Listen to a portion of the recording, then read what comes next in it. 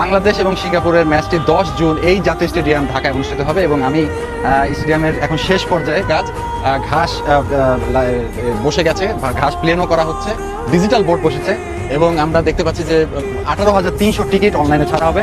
আপনারা টিকিট পেয়ে যাবেন খুব দ্রুত এবং অনলাইন থেকে কাটতে হবে। এবং যে ব্যাপারটা হচ্ছে, হামজা চৌধুরী বাংলাদেশ এই মাঠে যেই আপনার কম্পিটটা করবে, সবচেয়ে মানুষ খুব রোমাঞ্চিত যে 10 জুন হামজা চৌধুরী, সমিত সোম, ফাহমিদুলকে দেখতে পাবে। এবং একটা ব্যাপার হচ্ছে যে অনেকদিন পর, দীর্ঘদিন পর এই মাঠে ফুটবল ফিরছে এবং 8 প্রকারের টিকিট পাওয়া যাবে। আপনারা জানেন যে ডিজিটাল স্ক্রিন বসানো হয়েছে ন্যাশনাল স্টেডিয়ামে। এটা একটা খুবই চমৎকার একটা ডিজিটাল বোর্ড এবং দুটি বোর্ড বসানো হচ্ছে, এখানে একটি এবং সুন্দর একটা আচ্ছাদন দেওয়া হচ্ছে উপর থেকে। তারা দেখেছেন এই স্টেডিয়ামটি আমার ভিডিওতে, তারা দেখতে পেয়েছেন যে এই সুন্দর আচ্ছাদন দেখতে কতটা সুন্দর লাগে।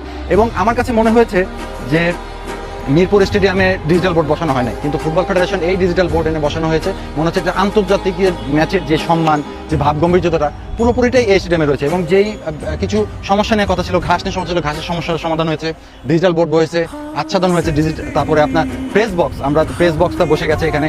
আপনার আগে একটা প্রেস বক্স ছিল খুবই ভঙ্গুর, কিন্তু সেই প্রেস বক্সটা নতুন করে বসানো হয়েছে।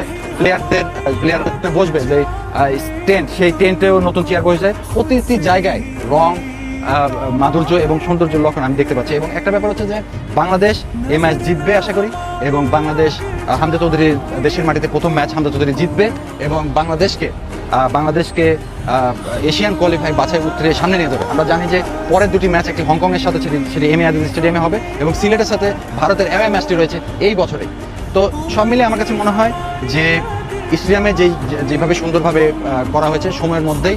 এবং একটা ব্যাপার হচ্ছে যে অনেকে অনিশ্চয়তা ছিল যে বসুন্ধরা কিংসে চলে যায় কিনা ম্যাচ, কিন্তু সেটা না।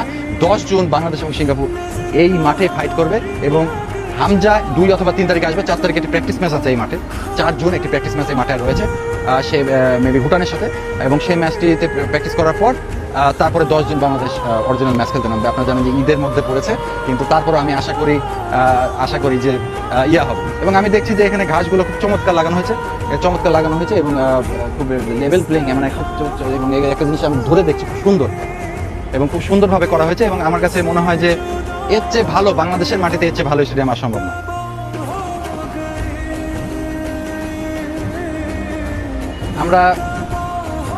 আমরা আপনাদেরকে বলবো যে এই একটা ব্যাপার আমরা বলতে ভুলে গেছি, এখানে যে ব্রডকাস্টিং রয়েছে, সেই ব্রডকাস্টিং এর ক্যামেরা খুব ক্লোজ রাখা হয়েছে যাতে মানুষ ফুটবলটা খুব কাছ থেকে দেখতে পারে এবং তাদেরকে মানে ভিশনারিটা যেন খারাপ না হয়। অনেকে বলছে যে মাঠ থেকে স্টেডিয়ামের দূরত্ব অনেক, কিন্তু না, আপনারা যখন মাঠে আসবেন বুঝতে পারবেন যে ভিশনারিটা খুবই সেরকম মনে হবে না, বসে মনে হবে যে খুব কাছে এই স্টেডিয়ামটা রয়েছে।